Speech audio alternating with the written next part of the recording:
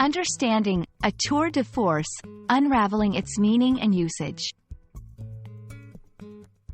Hello, everyone. Welcome to our English language learning series. Today, we're going to explore a fascinating phrase, a tour de force. This phrase is not only intriguing but also enriches your vocabulary. Let's dive into what it means and how you can use it effectively in your conversations and writings. The phrase, a tour de force, originates from French, where it literally means, a feat of strength. However, in English, it's used metaphorically to describe an achievement or performance that is exceptionally skillful, brilliant, or ingenious.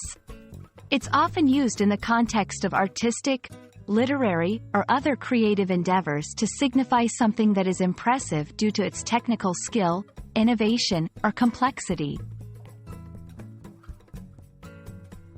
To understand a tour de force better, let's see it in action. 1. Literature. The novel was a tour de force, brilliantly weaving together multiple narratives. 2. Cinema. The director's latest film is a tour de force of visual and emotional storytelling. 3. Performance. Her piano recital was a tour de force, leaving the audience in awe of her technical prowess. These examples show how the phrase can be used to praise various forms of artistic expression. A tour de force is best used in formal or semi-formal contexts.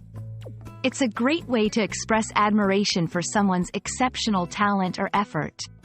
However, it's important to use it sparingly and appropriately, as overuse or incorrect usage can diminish its impact.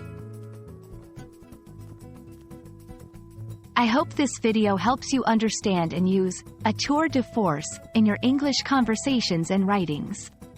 Remember, learning such phrases not only enriches your vocabulary but also enhances your understanding of the language's beauty and depth.